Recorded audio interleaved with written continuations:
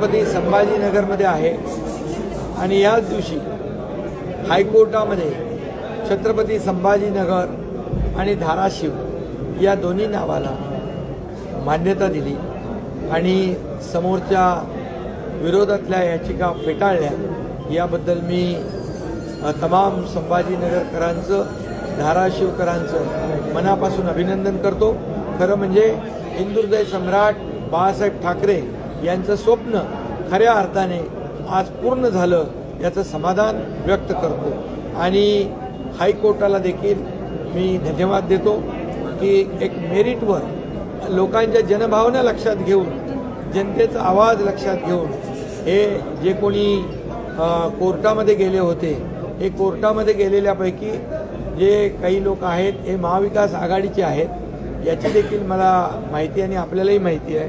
त्यामुळे आज एक अतिशय मोठा निर्णय महाराष्ट्रातल्या 2 शहरांचा झालेला आहे आणि खऱ्या अर्थाने एक मोठी चपराक या संभाजीनगर च्या नावाला विरोध करणाऱ्यांना लागलेली आहे। यावरून आपल्याला माहीत आहे, मी जिकडे जातो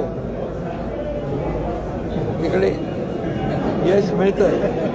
मी आता इकडे आलेलो आहे, कालपासून मी सभा घेतलेल्या आहे, त्यामुळे आता माझ्यावर टीका होईल।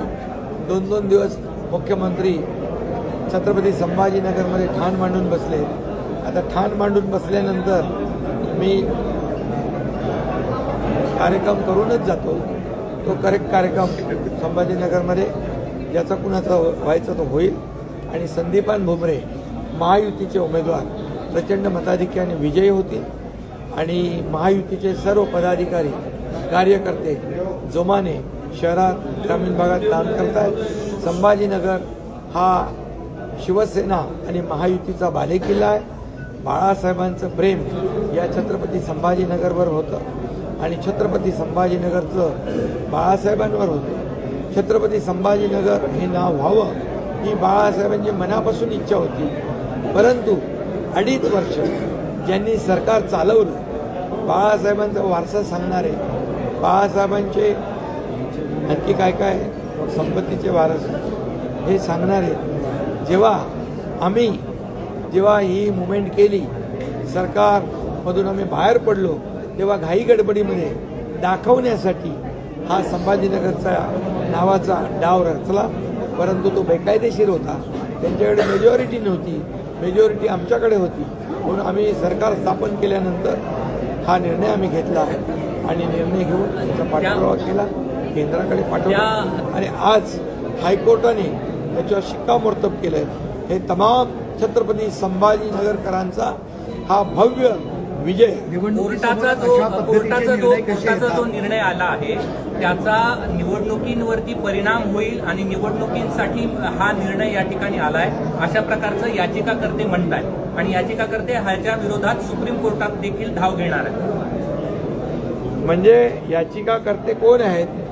निवडणुकांशी हा संबंध जोडणारे म्हणजे आमच्या विरोधातले महाविकास आघाडी आहे। म्हणजे संभाजीनगरचं नाव संभाजीनगर होऊ नये, त्या औरंगाबाद जे औरंग्याचं व्हावं अशा प्रकारची त्यांची भूमिका आज स्पष्ट झालेली आहे। म्हणजे छत्रपती धर्मवीर संभाजी महाराजांचा 41 दिवस अतोनात छळ केला, अगदी घाण्याला दुंपलं, त्यांच्या डोळ्यात तापत्या शिगा घातल्या, त्यांना अंगावरची कातडी सोलली, असं हलाल केलं। त्या औरंगजेबाचं नाव या संभाजीनगरला राहावं अशा दुष्ट आणि हिंदू द्वेष्टांना काय म्हणायचं होतं, काय भूमिका घ्यायची होती ते आज स्पष्ट झाले। त्यामुळे छत्रपती संभाजीनगरची जनता ही या महाविकास आघाडीला धूळ चारल्याशिवाय राहणार नाही, कारण त्यांची भूमिका या निर्णयामुळे समोर आलेली आहे आणि म्हणून जनता शरद पवार असं म्हणाले की पुढच्या काळात हे पब्लिक है सब जानती है आणि त्यांचा धुव्वा या निवडणुकीमध्ये संभाजीनगरमध्ये हे संभाजीनगरमधले सर्व मतदार उडवतात। छोटे पक्ष आहेत, आगामी काळात काँग्रेसमध्ये विलीन होतील समविचारी म्हणजे ते स्वतःही विलीन होणार अशा पद्धतीचे संकेत की काय म्हणावं? तसेच संकेत त्यांनी दिलेत असं म्हणावं. मला वाटतं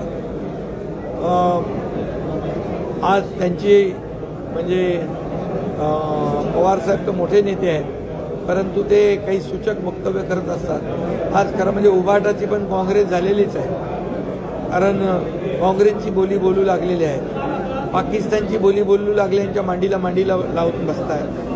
त्या हेमंत करकरे शहीद यांचा अपमान करतायत. तिकडे फारुख अब्दुल्ला म्हणतो पाकिस्तान भांगड्या भरल्यात का, पाकिस्तानकडे अणुबॉम्ब आहे, आणि अशा लोकांच्या बरोबर गळ्यात गळे घालते. त्यामुळे त्यांची काँग्रेस झालेलीच आहे.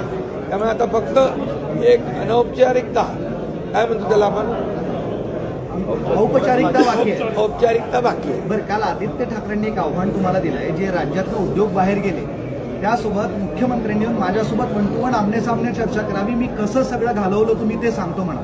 कोण आहे तो? त्याच्यासाठी आमचे प्रवक्ते आहेत ना.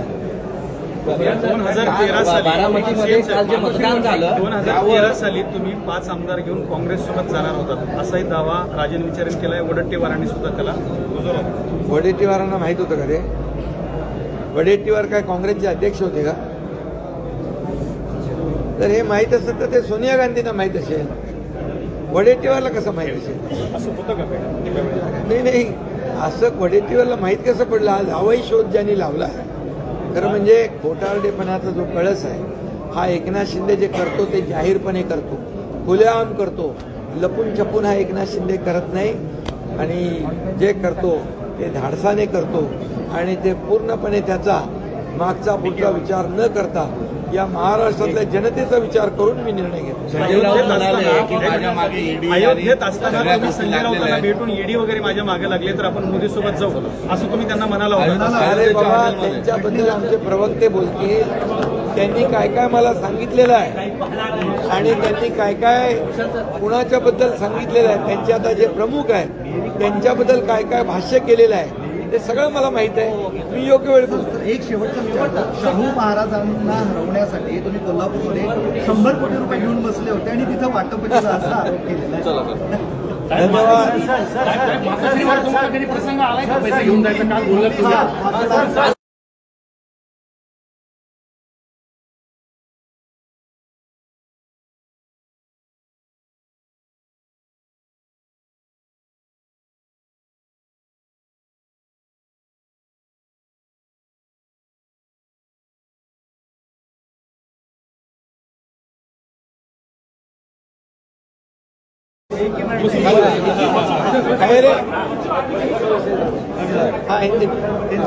छत्रपति संभाजी महाराज नगर जो हमारी महायुति ने नाम दिया था, वो नाम कोर्ट में उस पर शिक्कामोर्तब हो चुका है.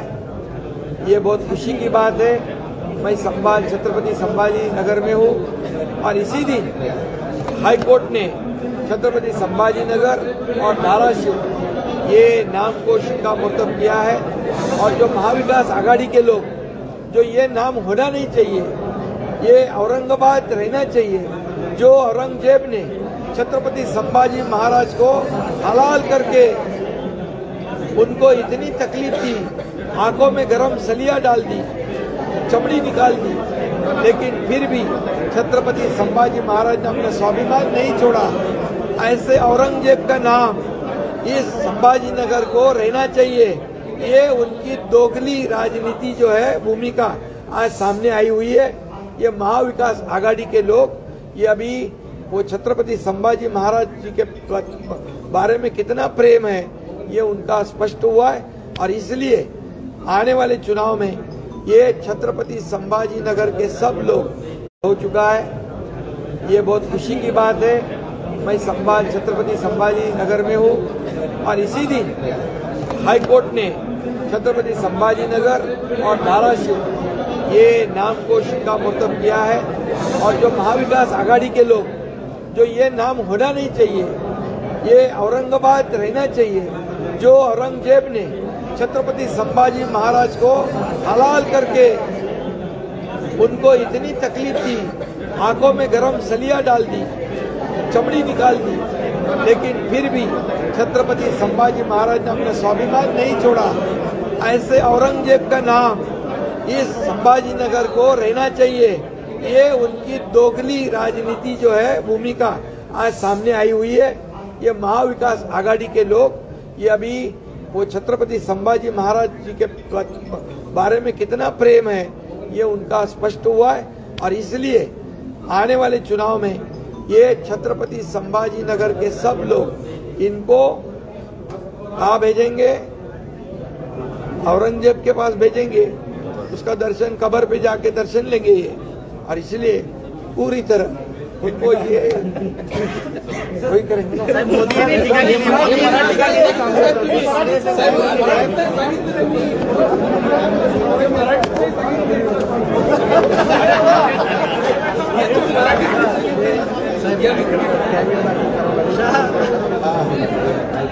नामांतरावर काही सुनावताय तुम्ही त्यांना काय? नाही बघा, आता खरी त्यांची असलियत समोर आली, खरा चेहरा समोर आलाय की कोर्टामध्ये गेलेले पिटिशनर महाविकास आघाडीशी संबंधित आहे।